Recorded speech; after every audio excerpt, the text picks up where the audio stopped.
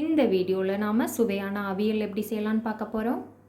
Hi friends, welcome to 90s Jana channel. என்னோட சேனலை first time பார்க்குறவங்க சப்ஸ்கிரைப் பண்ணிவிட்டு பக்கத்தில் இருக்கிற பெல் பட்டன் அழுத்திக்கோங்க. அவியல் பண்ணுறதுக்கு ஒரு குக்கர் எடுத்துக்கலாம். அவியல் பண்ணுறதுக்கு நம்மளுக்கு பிடிச்ச எந்த காய்னாலும் சேர்த்துக்கலாம். நான் இன்றைக்கி 2 கேரட், 3 அவரைக்காய், கொஞ்சமாக பூசணிக்காய், ஒரு கருணைக்கிழங்கு, கொஞ்சம் சௌச்சௌ, ஒரு 4 பீன்ஸ், ஒரு சின்ன உருளைக்கிழங்கு, மாங்காய் இந்த மாதிரி தோல் நீக்கிட்டு கட் பண்ணி வச்சுருக்கேன், அதை சேர்த்துக்கலாம். 2 வாழைக்காய், கொஞ்சமாக சேனைக்கிழங்கு, இதெல்லாம் சேர்த்துக்கிறேன். தேவையான அளவு 1/2 ஸ்பூன் அளவு உப்பு சேர்த்துக்கலாம். இதில் உங்களுக்கு பிடிச்சமான எந்த காய்கறினாலும் சேர்த்துக்கலாம். கத்தரிக்காய், முருங்கைக்காய், வெள்ளரிக்காய் எதுனாலும் சேர்த்துக்கலாம். ஒரு 1/4 ஸ்பூன் அளவு மஞ்சள் தூள் சேர்த்துக்கலாம்.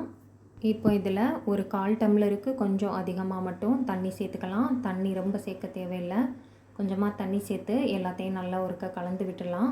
கலந்து விட்டுட்டு குக்கர் மூடி போட்டு ஒரே ஒரு விசில் வச்சு எடுத்தோன்னா நமக்கு எல்லா காயும் நல்லா சமமாக வெந்து வந்துடும். இப்போ ஒரு விசில் வச்சு எடுத்துக்கலாம். இந்த டைமில் நாம் இதுக்கு தேவையான தேங்காய் பேஸ்ட்டு ரெடி பண்ணிக்கலாம். அதுக்கு மிக்ஸி ஜாரில் ஒரு 1/2 கப் அளவு தேங்காய் சேர்த்துக்கலாம். இது ஒரு 6-7 ஸ்பூன் அளவு தேங்காய் இருக்கும். இதில் 1 ஸ்பூன் அளவு சீரகம் சேர்த்துக்கலாம். 2 பச்சை மிளகாய் சேர்த்துக்கலாம். நீங்கள் காரத்திற்கேற்ப மிளகாய் சேர்த்துக்கோங்க. ஒரு 1/4 டம்ளர் அளவு தண்ணி சேர்த்து இதை அரைச்சிக்கோங்க. தண்ணி பத்தலைன்னா கொஞ்சம் அதிகமாக சேர்த்துக்கோங்க. ரொம்ப தண்ணியாக அரைக்காமல் இந்த மாதிரி கொஞ்சம் திக்கான பேஸ்ட்டாகவே அரைச்சிக்கலாம். இப்போ ஒரு விசில் வச்சாச்சு. நமக்கு எல்லா காயும் நல்லா வெந்து வந்துருச்சு. இப்போ நாம் ரொம்ப கரண்டி போட்டு ரஃப்பாக மிக்ஸ் பண்ணாமல் சாஃப்டாக நல்லா எல்லா காயையும் ஒருக்க கலந்து விட்டுக்கலாம். திரும்ப ஸ்டவ் ஆன் பண்ணிவிட்டு நாம் அரைச்சி வச்சுருக்கிற தேங்காய் பேஸ்ட்டை உள்ளே சேர்த்துக்கலாம். இப்போ கொஞ்சமாக மிக்ஸி ஜாரில் தண்ணி சேர்த்து அலசி ஊற்றிக்கலாம். ரொம்ப தண்ணி சேர்த்துற வேண்டாம். இப்போ நல்லா எல்லாத்தையும் கொஞ்சம் மெதுவாக கலந்து விட்டுக்கலாம்.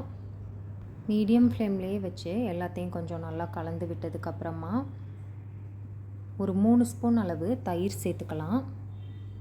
நீங்கள் மாங்காய் சேர்க்கலைன்னா கூட 1 ஸ்பூன் தயிர் சேர்த்துக்கோங்க.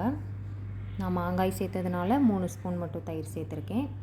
தயிர் சேர்த்துட்டு நல்லா எல்லாம் மிக்ஸ் ஆகிற அளவு நல்லா கலந்து விட்டுக்கலாம்.